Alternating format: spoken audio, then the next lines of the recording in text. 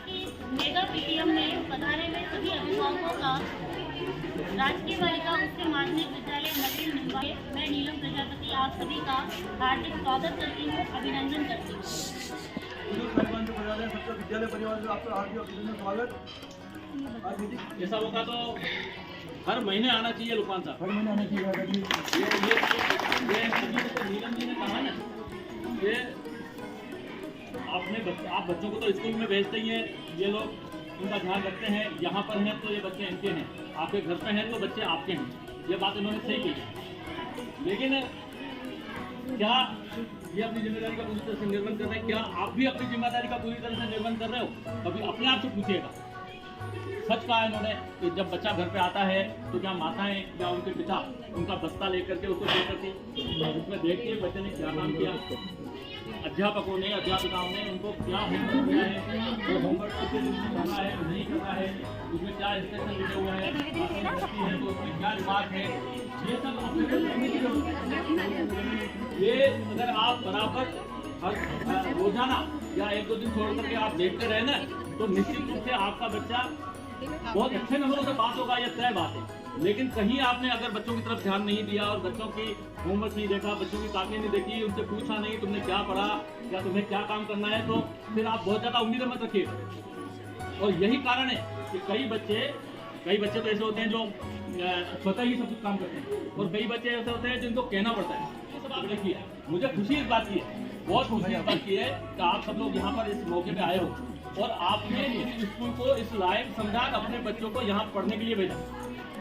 होता क्या है कि आज की तारीख में कुछ माहौल ऐसा बना हुआ है कि हर अभिभावक, हर माता पिता ये चाहता है कि हमारा बच्चा बहुत बड़े अच्छे स्कूल में पढ़े, अंग्रेजी स्कूल में पढ़े, प्राइवेट स्कूल में पढ़े, ताकि वो ज़्यादा अच्छी शिक्षा प्राप्त कर सके। ये मिथक जो बना हुआ था ना, ये आज से 10 साल पहले 5 साल पहले ऐसा लोग सोचते थे, लेकिन अब क्या है, अब पूरी स्थिति बदल गई। हम भी सरकारी स्कूलों में पढ़कर बड़े हुए हैं और आज इस स्थिति में है।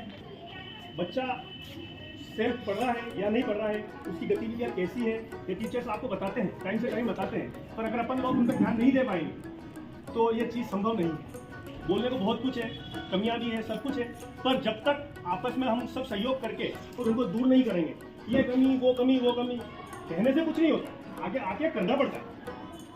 और ये सब अपन करेंगे तो ही दूर होगा। धन्यवाद। राजस्थान सरकार की एक महत्वाकांक्षी योजना पूरे राजस्थान भर में चल रही है, राजस्थान की शिक्षा में बढ़ते कदम RKSMBK, और उसका प्रथम आकलन अभी महीने भर पहले ही हुआ था। बच्चों को हिंदी, गणित और अंग्रेजी इन 3 विषयों की इनकी परीक्षा हुई थी कक्षा 3 से लगाकर 8 तक, और उसमें इनकी परीक्षाओं में 15-15 प्रश्न दिए गए थे और 30-30 नंबर के प्रश्न थे। और इसमें पता मजे की बात थी कि टीचर्स को उसमें किसी भी तरह की चेकिंग नहीं करनी थी। इस तरह से कोई शीट थी, बस उन्हें मोबाइल से हमें अपनी आईडी से उसको क्लिक करना था, और वो सारी जो बच्चों की रिजल्ट सीटें थी आगे डायरेक्टेड में या इसका जो ऑफिस बना था वहाँ गई, और इसकी डिजिटल मार्कशीट तैयार हुई है बच्चों की। और कक्षा 3 से लेकर 8वीं तक हिंदी, अंग्रेजी और गणित जो अभी आकलन हुआ राजस्थान की शिक्षा में बढ़ते कदम 3 विषयों का, इन तीनों विषयों के 30-30 नंबर हाफ ईयरली परीक्षा में इनके जुड़ेंगे, और केवल 30 नंबर की ही लिखित परीक्षा होगी और 10 नंबर की मौखिक परीक्षा होगी। इस तरह से लगाकर 70 नंबर का जो है वो अर्धवार्षिक परीक्षा का पेपर होगा, केवल 3 विषय है ना। बाकी जैसे सामाजिक विज्ञान और संस्कृत या उर्दू जो है इसमें तो पूरे मार्क्स का होगा, लेकिन इन 3 में ये छूट दी है कि बच्चों ने ये 30 नंबर का ये 5 दक्षताएं दी गई थी बच्चों के, जैसे क्रिया और काल का उपयोग करना, क्या बच्चा सही तरीके से क्रिया को समझ पा रहा है, किसी भी टॉपिक को समझ पा रहा है, इसी तरह से कुछ चीज लिखी हुई है अगर उसको व्यवस्थित समझ पा रहा है, विराम चिन्ह का उपयोग कर पा रहा है नहीं कर पा रहा है, संज्ञा शब्द को समझ पा रहा है या नहीं समझ पा रहा है। तो इन सब के लिए इन्होंने स्टार दिया है, 1 स्टार, 2 स्टार और 3 स्टार, है ना। तो ये जो स्टार है इसी के आधार पर ही बच्चों की नंबरिंग की है। अपन जैसे आप करते हैं ग्रेड दे देते, A grade, B grade, C grade, number का पता नहीं रहता, तो इसमें ये स्टार दिए गए हैं और इससे हमें बच्चे की प्रगति का पता चलेगा। तो आप लोगों के पास अभी जो कक्षा वाइज है उनको सबको दे देंगे, छठी क्लास में एक बार अपने देख लेंगे कि आपका बच्चा अगर मान लीजिए किसी के 1 स्टार है, तो वो 1 स्टार अगर उसके है तो हम मिलकर कोशिश करेंगे कि उसके स्तर को थोड़ा बेहतर बनाने की कोशिश कर सके अपन, ठीक है। तो ये भी अभी आप लोगों तक पहुँचाएंगे। ये अपना स्टूडेंट सर्टिफिकेट है, काफ़ी बच्चों को हमने स्कूल से ये निकाल कर दिया है।